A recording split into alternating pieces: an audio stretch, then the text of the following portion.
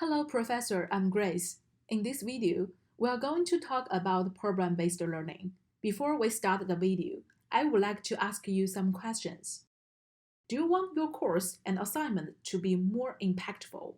Do you want your course to be a bridge to the real world for students? Do you want your students to take more ownership of their learning? Do you want to make your classes more interactive and engaging? If you answered yes, you would get something you want after this video. If your answer is no, I recommend you finish this video because you will get some new refresh ideas. Today, I want to share a teaching approach called problem-based learning, PBL. First of all, what is PBL? According to Cornell University Center for Teaching Innovation, problem-based learning is a student-centered approach in which students learn about a subject by working in groups to solve an open-ended problem. To show you how problem-based learning can help students achieve learning outcomes, I used the Bloom's taxonomy to illustrate the learning process of PBL. If you want to learn more about the Bloom taxonomy, please check the supplementary materials I provided under the video's description part. In this teaching method, students, as the center of learning activities, applied the knowledge they remembered and understood to analyze the problem. Then, based on their initial analysis, they had a small groups discussion and formulated learning objectives and plans. Next, students began to find resources, study independently, and return to the small groups discussions. Then, you will find that the students had achieved remember, understand, apply, analyze, and evaluate level. By this time, students have been able to evaluate their previous analysis and discuss with peers to confirm or disprove their assumptions. In this process, there are three situations we would like to happen: students learning by doing, self-directed learning, and learning from peers.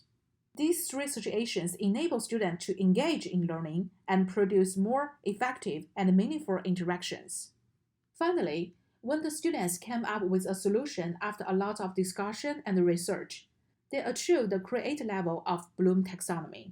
It is worth noting that the process of problem analysis, research, and group discussion is a spiral upward. The initial diagnosis of the problem may vary.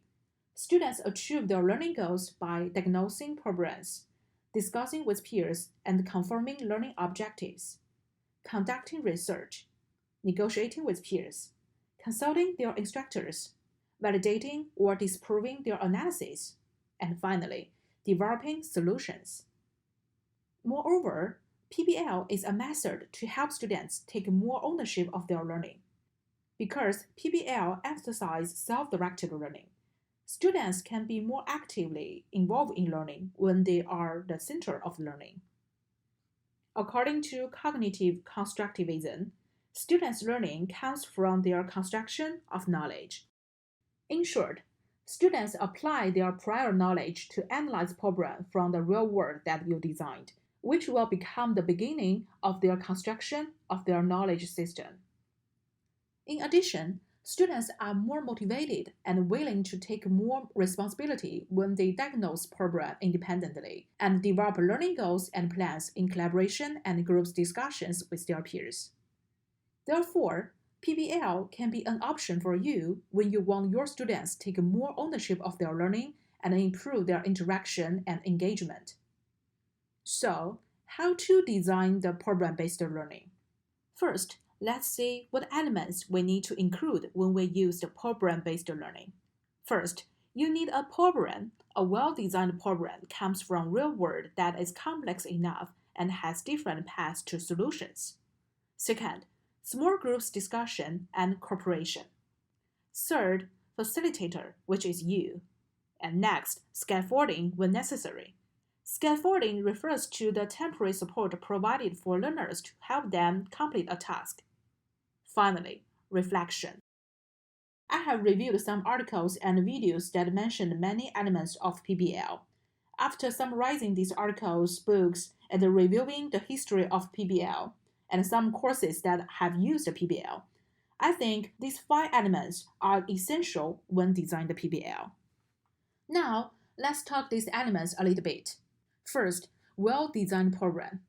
I believe that, based on your experiences in your field, creating a well-designed program that comes from the real world may not be the challenging.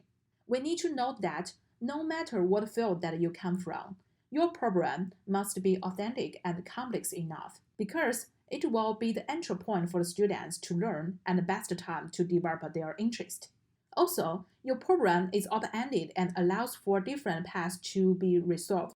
It is essential, but I'm sure it won't be the challenging for you. Then, small groups discussion. This is also a teaching method that you are very familiar with. So, the biggest challenge actually comes from the facilitator and scaffolding. When and how to provide scaffolding will be a challenge. Even we all know that you are an expert, but we never want you to tell the student the answer at the first opportunity. On the contrary, we recommend you to be a silent instructor most of the time. You will observe students' learning after providing some basic information and access to learning resources. Even if the student's initial diagnosis is inaccurate or wrong, please keep silent and let this mistake become a productive failure. Then you might wonder when you are supposed to show up. My suggestion is to provide students with a choice of meeting or office hours after self-study or groups discussion. Never tell them the answer, but you can always tell the students which materials would be a good reference. As for reflection, it is always a good idea to have students to do some reflection at the very beginning of PBL, after their first directed learning, and after the PBL is finished. Give students time to reflect on the progress they had made, the mistakes they had made, what they already know before the PBL, what they have learned from this PBL, and what else they want to learn about this topic. Learning is a habit, and our education helps to cultivate students to have active and effective study habits. There is much more we could talk about the PBL, but let's start with this. If you are interested in this topic, here are some books, articles, and videos worth checking out. I will also share these resources under the description part of this video.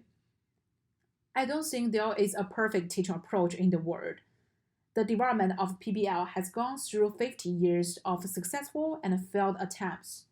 Fortunately, we can always develop a better PBL design from each attempt. This is the references page for this video. Thank you for watching. See you next time.